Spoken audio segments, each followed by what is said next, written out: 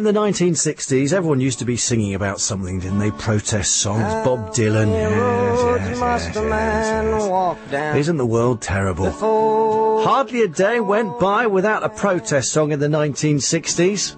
How many seas must the white dove sail? So imagine my surprise when I was listening to the Top 40 chart countdown. Yes, I am quite young and hip.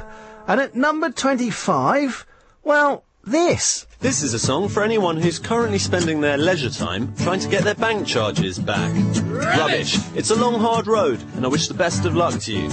And I hope my story inspires you in your times of need. 'Cause I fought the Lloyds and the Lloyds lost. They even paid the interest and the court costs. At first they sent me letters saying, "Dear Sir, madam, get lost." But I fought the Lloyds and the Lloyds lost. Oh, at first I tried to call them. They made me listen to Elton John. I even went along in person. They said, "Sorry, sir, but the first rule of banking is the bank is never wrong." So I crawl home, turn the Web and Mitchell on, open up Mozilla and go to moneysavingexpert.com, where they made my heart beat far faster with their talk of the banking charter. Yeah, I bought the Lloyds.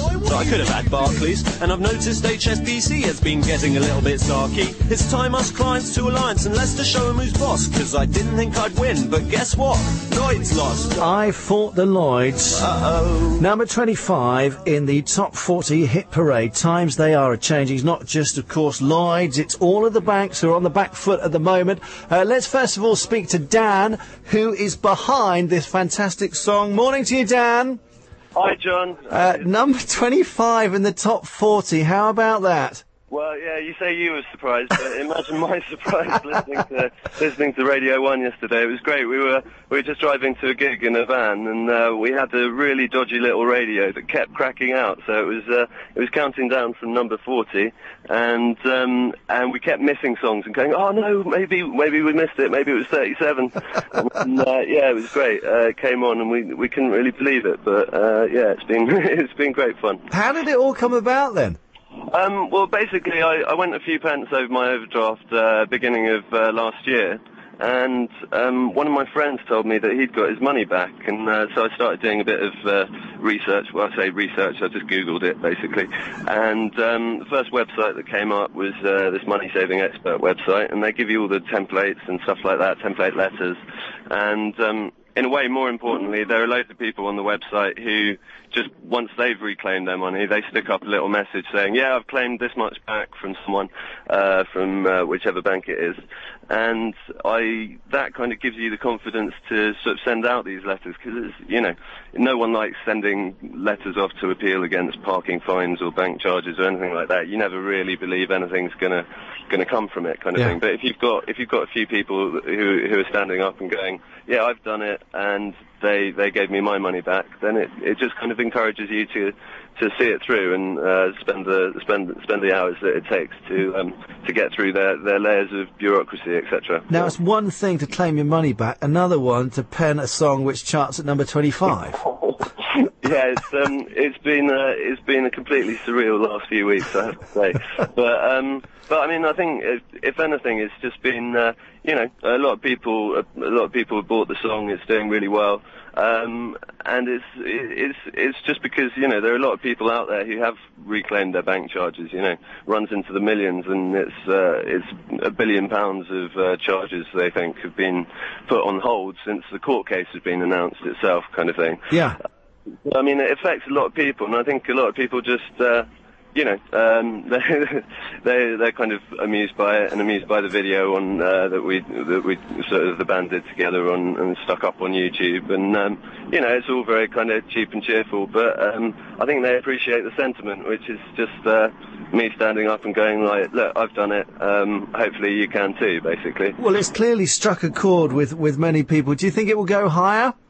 Yeah, we're hoping so. It's available on iTunes. We had a few technical difficulties last week because no one was expecting it to do quite so well, and we had a complete nightmare with the website crashing and stuff like that. So very sorry to anyone who did try and download it who had a problem with it. But that's all sorted this week. So yeah, there's no reason why it can go higher. You know, it's all in the news this week with the court case starting and stuff. And yeah, hopefully we're just kind of drawing attention to this because they've only got 11 people watching this court case, and this court case affects, you know, millions and millions of people.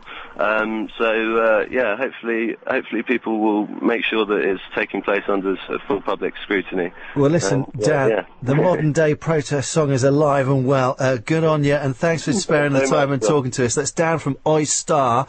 You can find out more at their website, oystarmusic.com. That's OYSTAR music.com. So, we've got Dan penning the protest songs, but what is actually happening at the moment when it comes to Joe Public fighting back, fighting against these bank charges? Well, today was meant to be the day that things would finally get underway to settle things once and for all. It's been put back. Mr. Jonathan Davis, who's a managing director of Armstrong Davis Chartered Financial Planners Limited, joins us on the show. Morning to you, Jonathan. Good morning, John. Now, surprise, surprise, we're running late. It hasn't happened. It's been put back. What's been the delay today?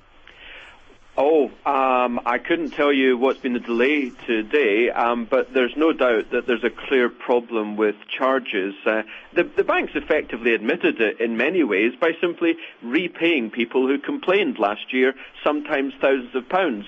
I think the reason for the court case today was actually not to find out whether or not the charges were fair, but just to see whether or not the Office of Fair Trading's regulations applied. And if they did, then there'd be a further court case to resolve it all.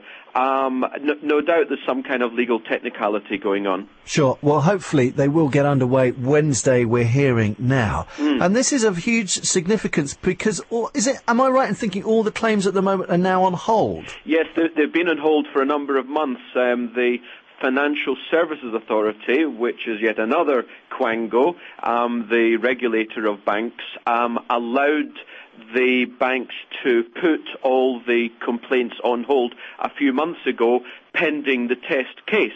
So absolutely, there's complaints out there by no doubt the 100 or 1,000, which are currently on hold.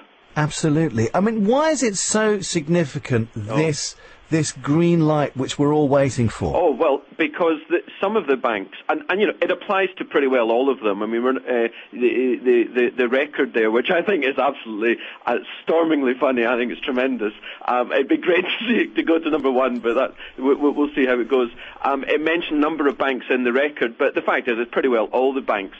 They can charge you really quite a sizable amount of money should you, for example, bounce a cheque or do an unauthorised overdraft. I mean, they can charge you perhaps £39 or £40, which many of them have been doing, and yet studies have shown that it only costs the banks about £2.50 to actually administer the error. So it does seem a little bit unfair, don't you think? Well, the problem is, though, people are saying that no one's going to win even if the green light is given, because the banks clearly are making huge amounts of money by their current practices, but they're going to want to keep the profits, so they're just going to put that charge elsewhere, so we're all going to have to pay. Well, absolutely, and that's a fair point. Of course, the assumption is that banks should be allowed to make tens of billions of pounds of profit. And that perhaps is a question for another day. But the assumption in your question is, if there's a green light and if they can no longer charge what is allegedly excessive amounts for these errors, then they're going to take profits elsewhere. For example, they'll reduce interest on bank accounts, or they'll even start charging a monthly amount to have a bank account.